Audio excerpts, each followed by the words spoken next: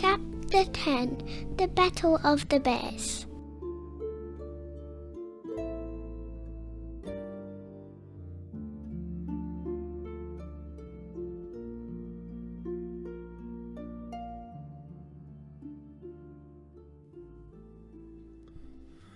Goldilocks, the three bears, the girls and Moonface all went out of the little cottage.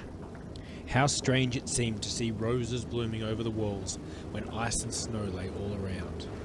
The thing is, where do we go to find the polar bears? Said Goldilocks. Over there, towards the sun. Said the father bear.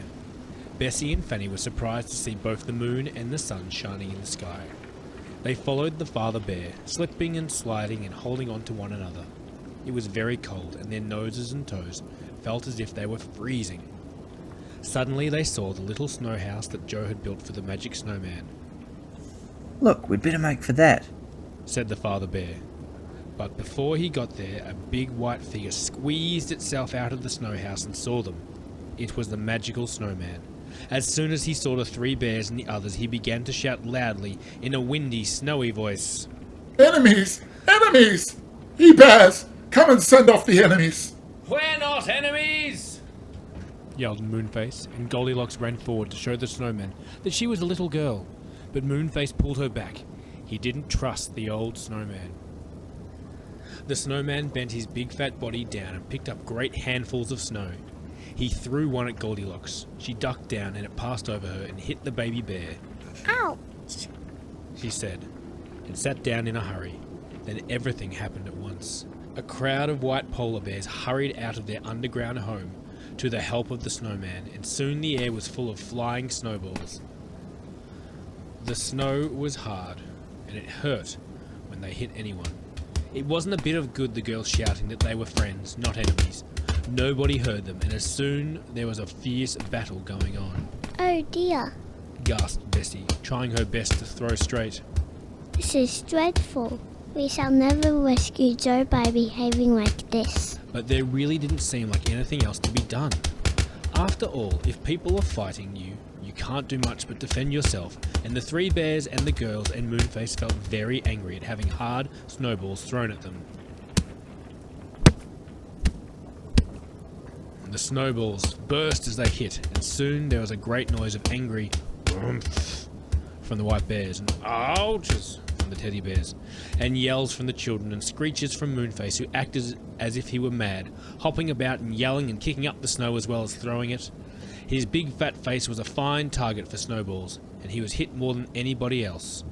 Poor Moonface. Now, whilst this fierce battle was going on, where do you suppose Joe was? As soon as he had heard the cry of Enemies! Enemies! he had hidden in a corner, for he didn't want to be mixed up in any fight. When he saw the white bears going out and he was left all alone, he began at once to think of escaping. He crept to the hole that led above ground. The battle was some way off, so Joe did not see that the enemies were really his own friends. If he had, he would have gone to join them at once. Oh, what a terrible noise they're all making, he thought. Sounds like a battle between gorillas and bears to me. I'm not going near them. I'd be eaten up or something. I shall just run hard the opposite way and hope I'll meet someone to help me. So, Joe, dressed in his bearskin and looking just like a white polar bear himself, crept off over the ice and snow, not seen by anyone. He ran as soon as he thought he was out of sight. He ran and he ran and he ran.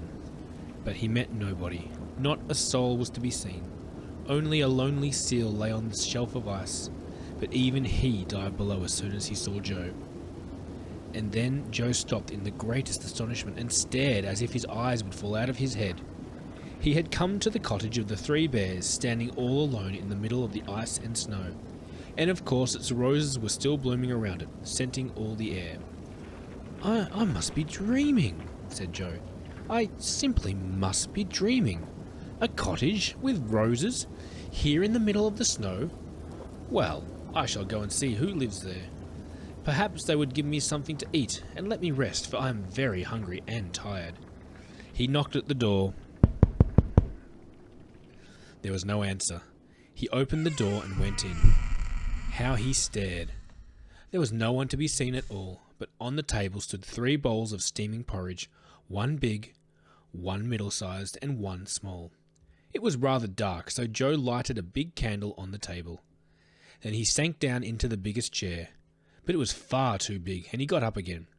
He sat down in the next sized chair, but that was far too piled up with cushions, and he got up to sit in the smallest chair. That was just right.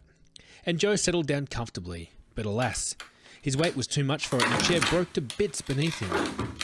He looked at the delicious porridge. He tasted the porridge in the biggest bowl. It was much too hot and burned his tongue. He tasted the next bowl, but that was far too sweet. But when he tasted the porridge in the little bowl, it was just right. So Joe ate it all up. Then he felt so sleepy. He thought he really must rest, so he went into the bedroom and lay down on the biggest bed. But it was far too hard, so he tried the middle-sized one, and that was too soft, and went down into the middle. So Joe lay down on the cot. And that was so small and warm and comfortable that he fell fast asleep. All this time the battle was going on. The snowman was so big and the polar bears were so fierce that very soon the teddy bears, the children and Moonface were driven backwards. Then a snowstorm blew up and the snow fell so thickly that it was quite impossible to see anything. Moonface called out an alarm. "Bears! Goldilocks! Bessie! Fanny! Take hold of each other's hands at once and don't let go! One of us might easily be lost in this storm!" Everyone at once took hands. The snow blew into their faces and they could see nothing. Bending forwards, they began to walk carefully away from the white bears, who had stopped fighting now and were trying to find out where their enemies were. "Don't shout or anything," said Moonface. "We don't want the white bears to hear us in case they take us prisoner. They might not listen to the teddy bears. Move off, and we'll look for some sort of shelter till the storm is over." They were all very miserable. They were cold, rather frightened, and quite lost. They stumbled over the snow, keeping hold of one another's hands firmly. They went on, and suddenly Goldilocks shook off Moonface's hand and pointed in front of them. A light? She said in astonishment, and everyone stopped. I say, it's our cottage. Shrieked the baby bear, in surprise and delight. But who's inside? Someone must have lighted the candle. They all stared at the lighted window. Who was inside the cottage? Could the magic snowman have found it? Or the polar bears? Was it an enemy inside, or a friend? Blew the wind, and the snowflakes fell thickly on everyone as they stood there wondering. "Oh," shivered Moonface. "We shall get dreadful cold standing here in the snow.